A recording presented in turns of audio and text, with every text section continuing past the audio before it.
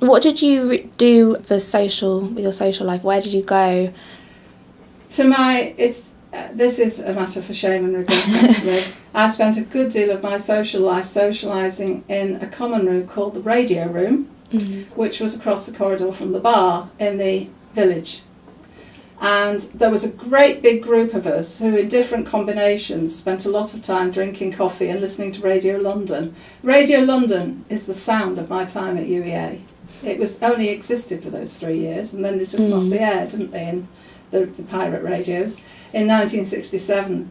And I spent far too much of my time socialising because, you see, that was the problem. Once I'd learned how to make friends properly, I rather neglected my studies, and I ended up with an undistinguished degree, and I've had to make up for it since. Can I ask a question? So, what were you listening to in the radio room? Radio London. Yeah, what the pirate radio station. It was all current pop music. I can remember so many of them. I mean, I always associate a thing called Can You Hear My Heartbeat by Goldie and the Gingerbreads with UEA. Very jolly little tune, and it just summed up the way I felt about it. Oh, you know, I love being here.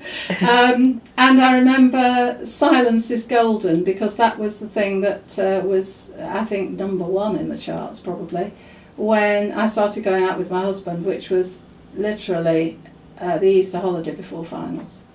It was as late as that.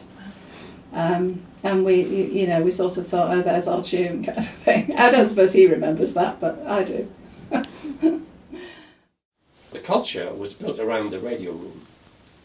The radio was in the room next to the bar, on the wall, beside a little corridor which led to the bar, with a fag machine on the other wall, and there was a table like this. The radio would be there, there'd be a table here, the door would be here, and this was where the in crowd sat.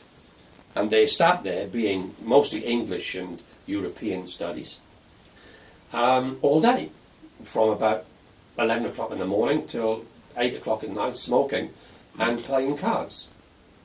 We played a lot of cards. We played Prop and Cop and Abundance and all that stuff.